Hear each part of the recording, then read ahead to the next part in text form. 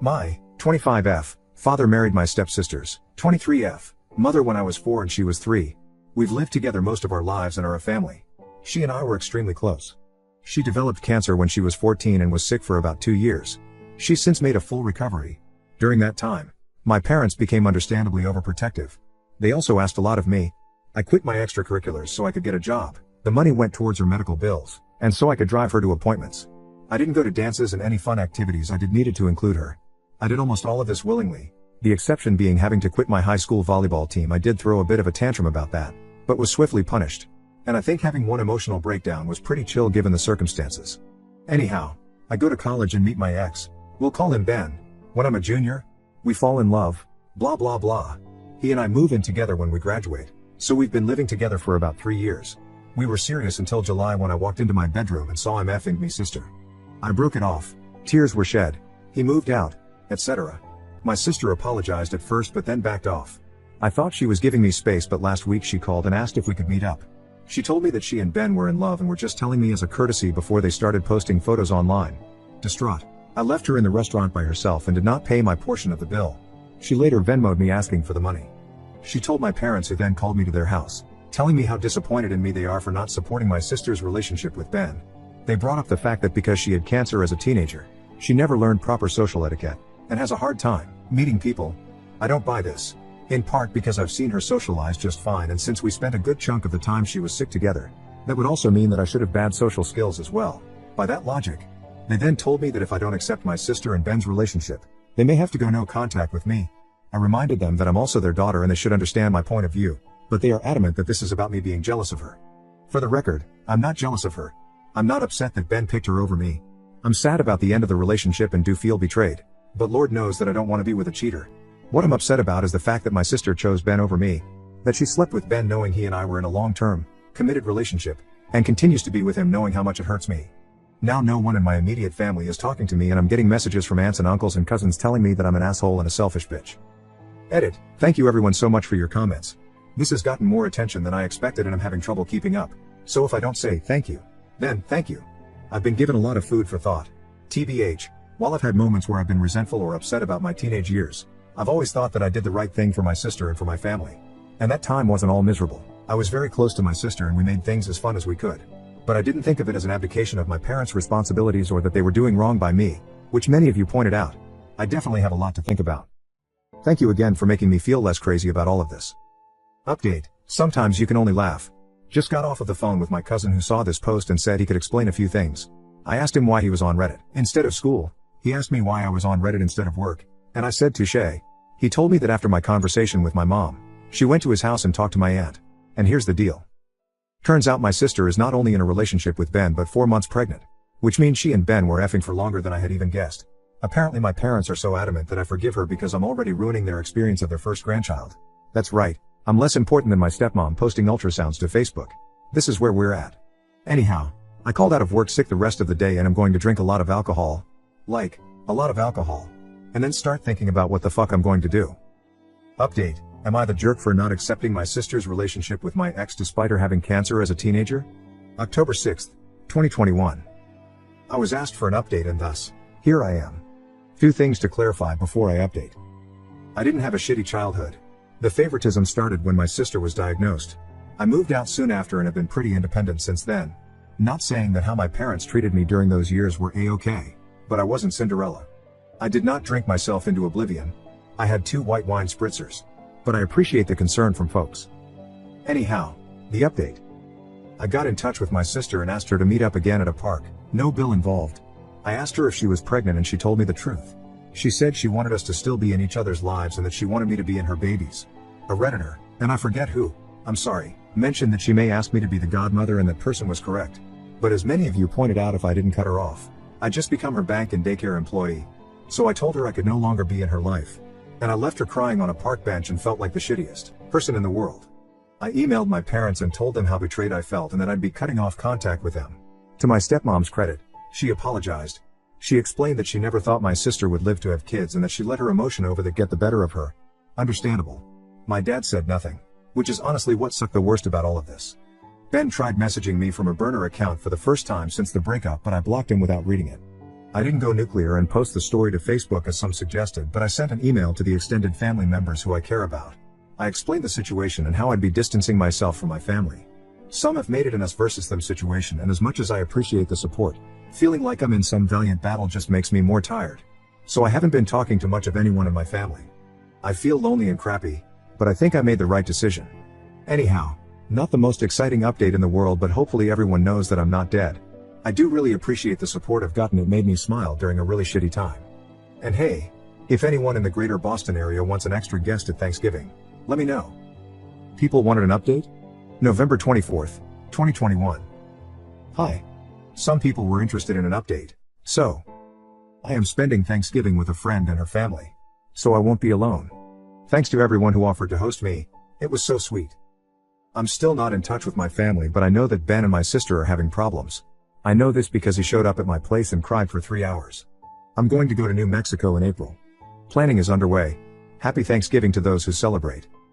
I think my 26F, old ex, 26M, sabotaged my relationship with my new ex, 27M, January 1st, 2022. To make a long story short, my 26F breakup last summer with EX1, 26M, was volcanic. He's now expecting a baby with my stepsister within the next 6 weeks or so. Since I found out about the pregnancy, he's tried to get in touch with me 6 times through email/text/burner accounts, has tried to get mutual friends to talk to me for him, and showed up to my place once. The latter was the only time I humored him. He told me he was sorry. He loves me. He doesn't want to be with my stepsister and wants to get back together with me. I told him tough titties. He made his bed and now he's got to lay in it with her. I haven't dated much since July because of my life's implosion. But in November a friend from college messaged me out of the blue. We hadn't talked in a long time.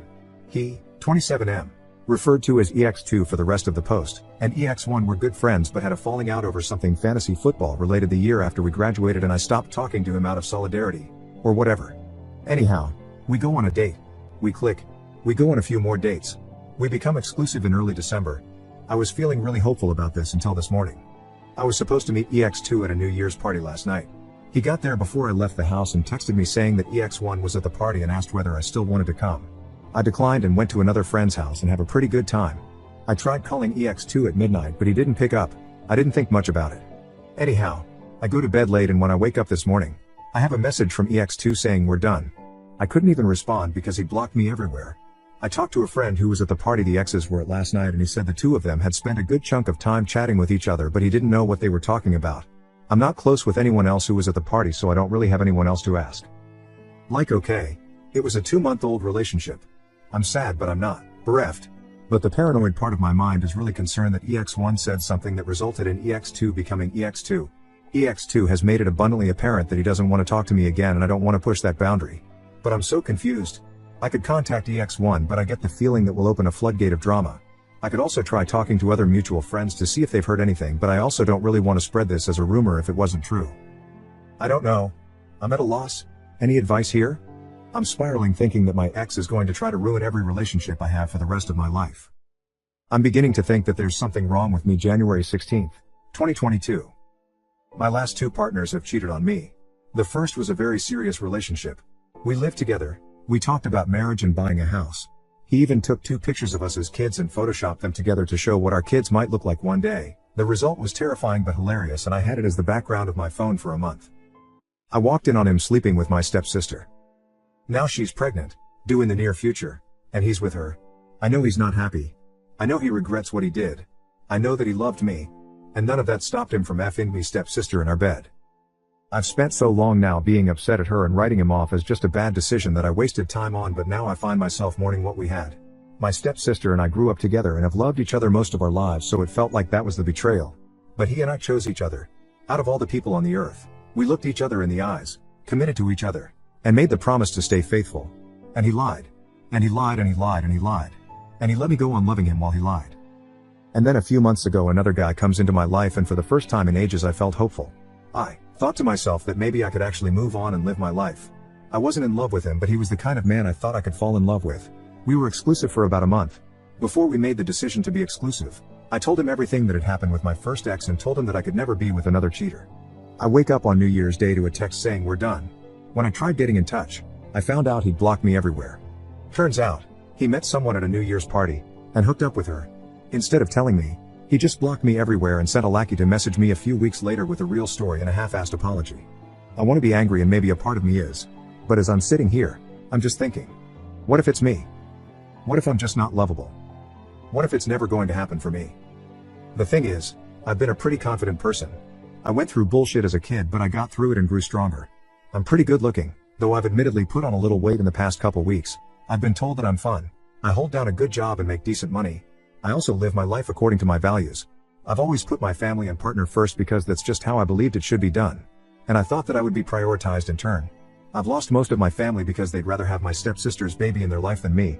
My friends have been fair weather, for the most part, and I know that I'm a laughingstock in my friend group, as much as they pretend to pity me to my face. I feel the little spark I've always had fading.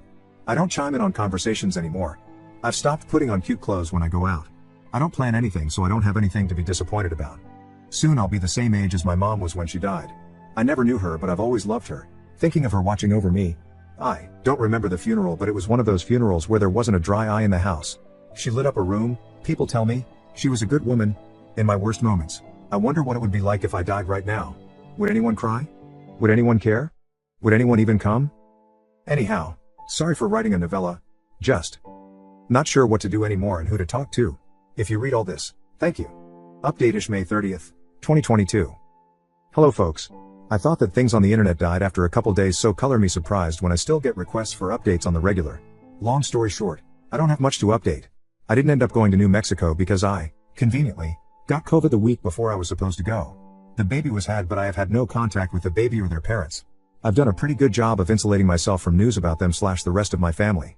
My life is pretty much the same as it was. So, sorry to the folks who are hoping I have some kind of happy ending to slap onto all of this. Things are improving just because time barrels on and you can grow numb to most anything given enough time and distance. But I have had no grand revelations, have not met the love of my life, nor had elaborate revenge on those who have wronged me. I'm going to Europe for the first time in October, though. So that's exciting. I will say this, while I appreciate the solidarity and sometimes colorful language used to describe my sister and Ben in my DMs, I wholeheartedly ask everyone reading this not to waste their energy on hating them. They're now parents to a newborn, and regardless of the things they've done in the past, I hope that they can come together as a happy family and raise their child in a loving, healthy home. Hating them doesn't do anything for anyone, including ourselves, in the long run. Anyhow, that's the non-update update. I promise that if I meet the love of my life at the top of the Eiffel Tower, or more likely, stuffing my face with waffles in Bruges, I will post another update. Until then, you can assume that I am living, trying my best, and am very appreciative of all of the people out there in the world who have read this saga and reached out with support, even if I have not had the energy to respond to everyone. Update in comments October 16th, 2022. Hi. Just wanted to give a more recent, less depressing update. I am currently in my hotel room in Paris, eating a creme brulee in bed, reading a romance novel, and about to go to sleep early. All is well. New update starts here. Howdy. It's been a while. 9th of September 2023. Hello. So, it's been a minute, but I still get messages from folks asking how I've been, and I'm up too early and a little bored, so I thought I'd give you the answer. I'm good. Made a lot of really positive changes in my life, and I am in a much better place, physically and mentally, than I was last year. To answer some specific questions. No, I'm not in contact with my family. The last straw was in spring 2022. My dad emailed me to ask if we could get lunch and talk. Me, having always harbored the secret and foolish hope that we'd reconcile and go back to normal, agreed. I arrived at the restaurant and waited 2 hours. When my server gave me a free dessert on the house with a pitying look, I called it and went home. Later I got an email from my stepmom, which I'm sure was full of excuses, but I didn't read it. But, the really positive outcome of that was that made me realize that I needed to move far away and not come back. Which I did. I'd always been really scared to move away from my family, but since I don't have one anymore, I ended up somewhat spontaneously moving halfway across the country. The spontaneous move was stressful and expensive, but I can now say that moving was one of the best decisions of my life. I ended up reconnecting with an old friend and falling in with her friend group, who are the loveliest people. I've never felt safer or more supported, and I feel so lucky to have them in my life. And it's less humid here. That's a big win. One of our friends is a counselor who helped me find a therapist that I really click with. And it took a few tries and a therapist who didn't immediately want to do CBT with me, which just isn't my thing. But I found someone I really connect with. I'm now doing IFS therapy, and it has really changed my relationship with myself and helped me realize all of the hurt and pain I've been holding on to and start to heal. So, y'all were right, and I needed to go to therapy. Give yourselves a pat on the back for that one. I also got diagnosed with depression and I'm taking medicine for that. It was a bit hard to stomach as someone who always saw her value as being the happy person who takes care of everyone all the time, but it turns out that sometimes when your needs aren't met as a kid, you end up becoming the happy person who takes care of everyone all the time because you're afraid that if you show the slightest bit of unhappiness, you won't be loved anymore, and that's fucked up. I also met a guy, and I know you're all saying, Papaya no. Your decision making around men cannot be trusted. But I assure you that he's different. Instead of rolling his eyes when I'm feeling off, he'll either just quietly lay on the couch with me or go for a walk. Or he'll say really dirty things to me in his spot-on Kermit the Frog voice until I'm laughing so hard I can't focus on anything else. And bonus. He's far too busy painting D&D minis to find the time to cheat on me, so I'm not even worried about that. I did have to invest in a somewhat elaborate Renaissance fair costume, which is not something I had imagined for myself, but I'm having a great time. I'm gonna marry this dude someday. As for Ben and my sister, as far as I know they're still together. Every so often she tries to get in touch with some manner of burner account, but I ignore all of it. I'm still bummed that I'm not going to be a part of my siblings' life, and I do, honestly, still really miss my family, but I know this is right for me.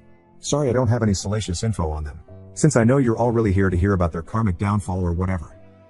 But on my end, things are good. Better than they were before I found out I was being cheated on. My current life is built on real contentment, not fear disguised as shallow happiness. It's not perfect and I have a lot of problems that I'm working through, but I'm proud of myself and I think my mom would be, too. So that's the update. I think it's going to be my last one, at least on this account. Thanks Reddit for supporting me and making me smile through some of the worst, weirdest points in my life. May you, too, be blessed with internet strangers who cheer you on and offer to sabotage the lives of the people who do you wrong.